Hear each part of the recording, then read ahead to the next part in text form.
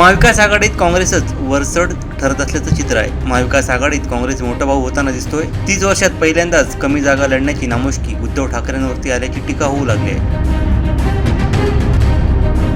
काँग्रेस पुढे उद्धव ठाकरे झुकले असून ठाकरेंना काँग्रेसनं 100च्या आत गुंडाळत दिसत आहे। युतीत 25 वर्षे सडले म्हणणारे उद्धव ठाकरे काँग्रेसने दिलेल्या 95 जागांवरती समाधान मानणार का, असा सवाल महायुतीने उपस्थित केला आहे। तर शरद पवारांच्या मदतीने उद्धव ठाकरे क्लीन बोल्ड झाल्याची चर्चा आहे।